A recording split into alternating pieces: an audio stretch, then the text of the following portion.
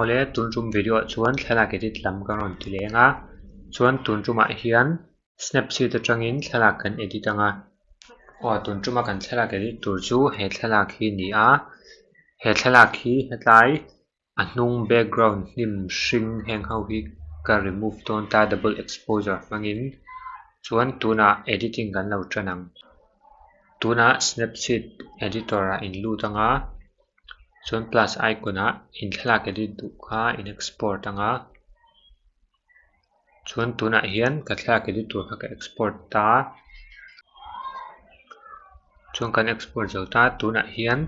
HDR kan khoi anga HDR hei hetlai mi hi HDR scape tih hi in hmetanga chuan filter strength hi hetlai a mihring hei hetlai hmeichhe thu hi alan chian kan du bang HDR filter strength hi 50 ah ka dang chuan brightness pawh tlem ka pe tam deuang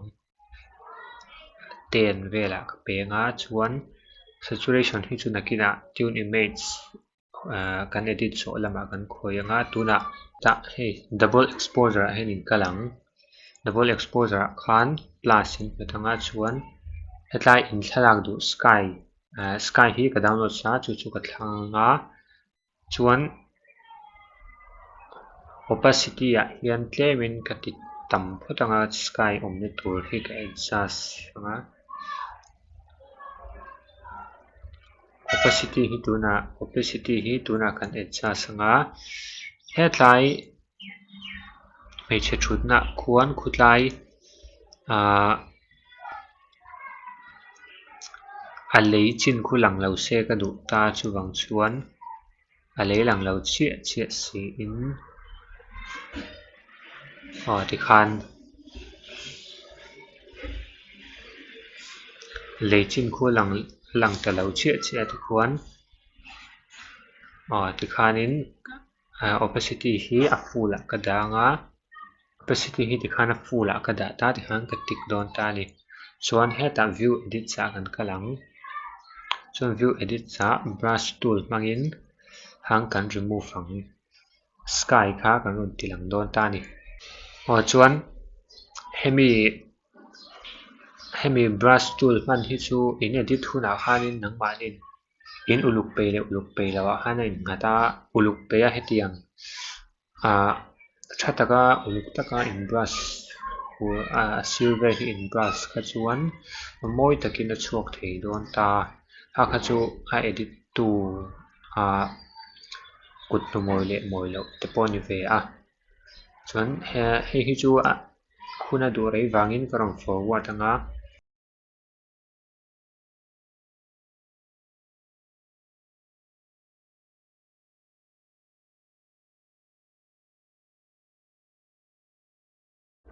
ole ti hian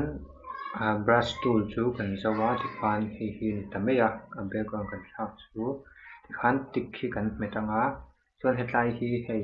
alung chin original thlak chin le hemi background kan ron dah thar hemi a size hi mil lawa chu tuna kan crop lenga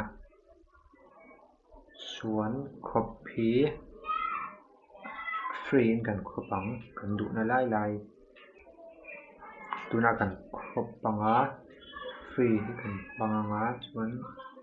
alung na china te khuan kan crop don ni tikhan ni ta se khanin a background edit chu kan zo ta tuna a background hemi a background a tho hian lelama tlang dang lo lang ang khanin kan siam lenga chun tuna double exposure kan kal lenga chuan tlai plus tiah hian thlalak dang kha kan export le don ta ni chuan hetlai mi ka hmanga hemi hi hetlam ale lam tlang ron lang ang han kan hmang don ta ni chuan hei hi a position hi kan siam remanga as tu la kan kalanga chuan invert a khan kan ti lang du lai chin kha kan select kan ron brush out don ta